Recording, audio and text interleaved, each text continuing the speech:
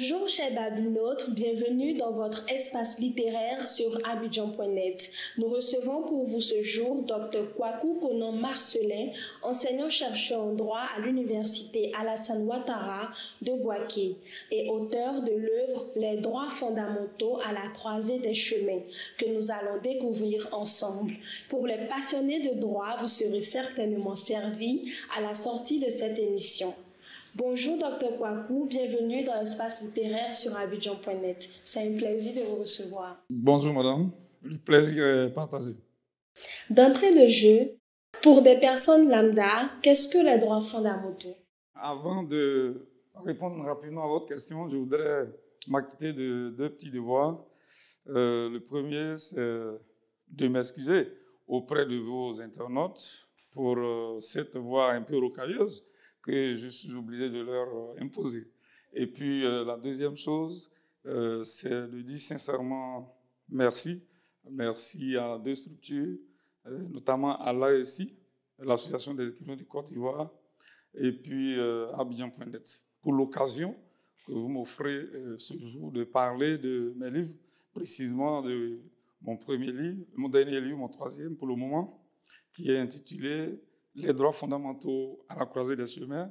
Pourquoi dites-vous dans votre œuvre que les droits fondamentaux sont à la croisée des chemins? Qu'est-ce que cela signifie exactement? Je veux démontrer tout simplement que entre, comme je l'ai dit dans le sous-titre, entre la proclamation des droits dits fondamentaux, entre le mot, entre la promesse que fait le droit et la pratique, il y a un fossé, un grand fossé que je constate.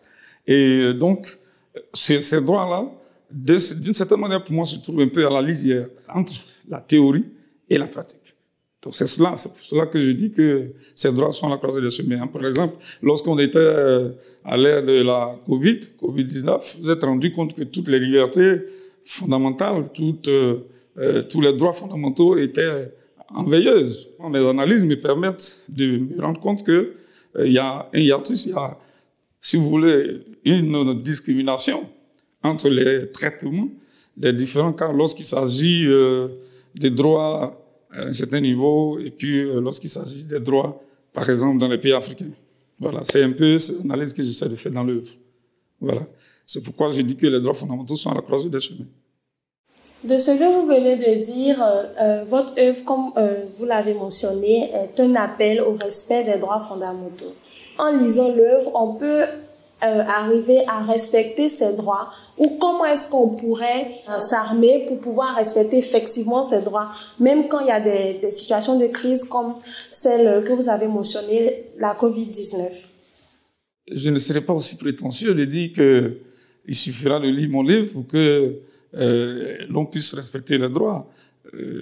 Mon livre n'est qu'un livre qui ne fait que, si vous voulez, attirer l'attention des uns des autres sur quelques éléments essentiels de mon point de vue qui devraient être pris en compte et par nos États et par la communauté internationale tout entière. Pour moi, l'appel que je lance dans mon livre, c'est qu'il faut qu'on s'arrête un peu et qu'on essaie de se pencher sur ce qu'il faut réellement faire pour que ces droits qui sont déjà fondamentalisés soient véritablement appliqués. C'est de ça qu'il s'agit dans le livre. Donc je critique un peu la non-application de ces droits-là. Ces droits fondamentaux sont universels. Et cela signifie quoi? Tout simplement qu'il n'est pas question qu'on considère ces droits-là du point de vue uniquement de la Côte d'Ivoire, du Bénin, du Togo, de la France, mais c'est universel. J'ai écrit mon livre pour contribuer à ma façon à la promotion de ces droits, à suggérer des choses pour que ces droits-là soient mieux protégés. Vous avez 3 œuvres avec différentes thématiques. Comment faites-vous le choix de celles-ci? L'écriture, c'est une question d'inspiration de mon point de vue. Et quelquefois, vous pouvez être inspiré par un thème qui vous passionne. Et puis, à la fin, vous pouvez laisser tomber parce qu'en réalité, il n'y a pas d'intérêt. Il n'y a pas d'intérêt à écrire peut-être sur ce thème-là. Ça m'arrive souvent. Ça m'arrive souvent, mais c'est quand même rare. Alors, je fais bien le choix des thèmes selon l'inspiration. Et j'essaie donc de faire en sorte que le thème soit traité et surtout en profondeur, et surtout ma nature, c'est que je suis quelqu'un d'assez critique, pour ceux qui me connaissent. Donc, j'ai beaucoup plus dans mes œuvres une posture critique. Vous avez parlé d'inspiration. D'où vous est venue l'envie d'écrire et l'amour de l'écriture? J'ai commencé assez tôt à écrire. D'ailleurs, mes manuscrits, d'il y a peut-être 30 ans, 20 ans, ne sont pas encore édités. Je n'ai pas encore retravaillé ces manuscrits parce que j'étais élève. J'aimais beaucoup la lecture, vous savez, et le fait d'avoir beaucoup lu m'a inspiré, notamment les Jean-Marie Aldiafi et autres. L'envie d'écrire est venue de la lecture, parce que je lisais beaucoup. C'est un peu plus tard, parce que c'est juste en 2020 que j'ai essayé de rendre plus concret cette passion que j'avais pour l'écriture. Vous êtes fondateur et PCA de l'ONG Afrique Espoir. Quels sont les objectifs de votre organisation et quelles sont les actions que vous menez? Merci de l'occasion. Oui, l'ONG Afrique Espoir est une ONG très jeune. Elle est née donc en 2021 et nous avons pour ambition de contribuer à l'éveil de l'Afrique et à contribuer aussi, si vous voulez, à notre façon, à tout ce qui pourrait permettre aux Africains de se prendre en charge eux-mêmes. Et donc, nous essayons d'intervenir dans divers domaines. Je vais en citer notamment le domaine de la cohésion et de la démocratie, parce que pour nous, lorsqu'il n'y a pas de cohésion dans un État ou dans une communauté, on ne peut pas construire, on ne peut pas bâtir.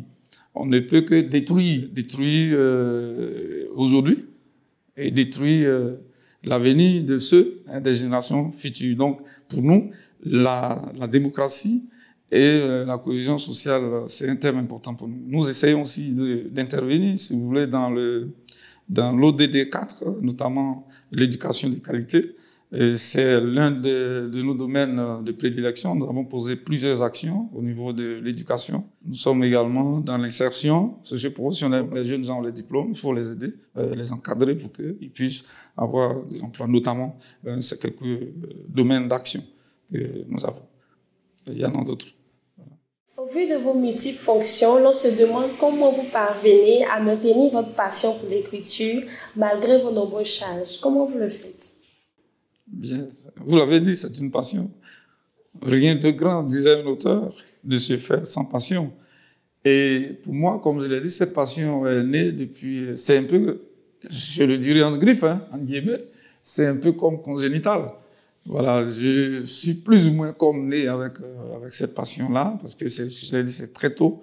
Et donc, quand vous faites quelque chose avec beaucoup d'envie, avec beaucoup de satisfaction, je pense que ce n'est plus une contrainte, ce n'est plus une corvée, ça devient plutôt quelque part, je pourrais dire, un passe-temps. Pour moi, pour être un bon écrivain, il faut beaucoup lire. Est-ce que vos œuvres sont exclusivement dédiées au monde académique? Oui, d'une certaine façon, mais pas exclusivement. Lorsque j'écris et que j'écris un livre de développement personnel, ce livre-là, comme je l'ai dit, c'est une façon pour moi d'aider les élèves et les étudiants, les outiller à l'apprentissage. Les parents d'élèves peuvent utiliser ce livre-là pour mieux suivre, encadrer les enfants. Les enseignants pour améliorer leur style pédagogique, parce que vous apprendrez, un enseignant apprendra à mieux maîtriser un élève en situation de classe, en situation de cours. Il sait comment l'élève réagit et comment lui, enseignant, doit réagir. Parce que je développe un peu quelques astuces, quelques techniques dans ce livre-là. Donc, ce livre-là n'est pas exclusivement dédié au milieu académique. J'aborde ces thématiques ou ces questions ou ces choses, pas de façon politique, parce que je ne suis pas politicien, mais je les aborde d'un point de vue juridique parce que je suis juriste. Voilà, c'est les tests qui m'intéressent. Mais entre les tests, et comme je l'ai dit, entre les tests, entre le mot du droit, entre la promesse du droit et ce que est la réalité, il y a problème. Et il faut essayer de changer de paradigme pour que nous soyons dans un monde encore plus pacifié. Après vos 3 œuvres, comment percevez-vous l'avenir et surtout votre carrière d'écrivain? Ma carrière sera celle que Dieu voudra, parce que je suis croyant, qu'elle soit. Mais en même temps, je pense que ma carrière sera également celle que moi-même je voudrais aussi. Après Dieu, c'est moi. Et après, bon, disons, excusez-moi du terme, après Dieu, ce sont mes lecteurs.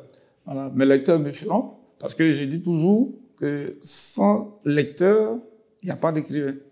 Parce qu'on écrit pour que les gens lisent. On écrit pour qu'on nous lise. Si on n'a pas de lecteur, on ne peut pas écrire. Si je veux mener une bonne carrière, aller loin dans ce que je suis en train de faire, développer bien ma passion pour l'écriture, il faut que je sache choisir les thèmes qui intéressent. C'est cela aussi un écrivain. Il ne faut pas écrire pour écrire. Il faut écrire pour intéresser les lecteurs. Pour conclure, quels conseils pouvez-vous donner à la jeune génération pour renouer avec la lecture, surtout avec les œuvres assez volumineuses? Ces œuvres paraissent volumineuses. Essayez tout simplement de les parcourir et vous verrez que, sans aucune prétention, vous verrez que vous vous laisserez pénétrer par cette envie-là de ne plus ressortir de l'œuvre et à chaque fois de vous replonger là-dedans et d'apprendre un peu, parce que moi, je n'ai rien inventé, c'est selon l'inspiration, c'est vrai, mais je me suis aussi inspiré de grands maîtres. Et il ne s'agit même pas que la jeune génération. Parce que moi, si je dois lancer un appel, c'est à l'endroit de tous. On ne fait pas beaucoup pour la lecture. On ne fait pas beaucoup la promotion de la lecture. Ça devrait être aussi une politique nationale. Parce que c'est très facile pour nous, les aînés, d'introduire ou de créer cet autre conflit générationnel qui ne dit pas son nom, que de dire tout le temps que les jeunes ne lisent pas. Mais moi, je pose la question souvent à mes amis qui le disent. Je dis, mais tu as combien de livres dans ta bibliothèque à la maison? Le plus souvent, la réponse, c'est qu'il n'a même pas de bibliothèque pour qu'il y ait un livre dans sa bibliothèque. Les enfants sont dans l'exemplarité. Ils regardent, ils copient. Si nous n'avons pas une petite bibliothèque à la maison et que nous faisons des cadeaux à nos enfants sans penser à leur offrir des livres, si nous n'offrons que des portables de dernier cri où ils peuvent aller chercher des choses, c'est vrai, quelquefois des bonnes, mais quelquefois aussi des mauvaises. On laisse nos enfants s'intoxiquer, développer des addictions et après, on les accuse. Mais c'est vrai, je ne veux pas dire que la jeune génération n'est pas aussi coupable. Nous, les adultes, nous les aînés, nous avons notre part de responsabilité. L'appel que je vais lancer, c'est à l'endroit de tout le monde, c'est d'éviter que les écrans, comme écran, parce que oui, on parle d'écran, parce que lorsque je suis ici, il y a quelque chose comme ça qui se met là, ça fait écran. Et nos téléphones constituent les écrans. Si on n'est pas sur les téléphones, nous sommes sur nos ordinateurs. Il faut que nous en prenions conscience et que, à un haut niveau, que nous puissions réfléchir et prendre des dispositions pour qu'on arrête d'incriminer que les jeunes, parce que nous sommes tous coupables. Merci, Dr. Kwaku, d'avoir été des nôtres. À vous, Babinote, à très vite pour une prochaine émission.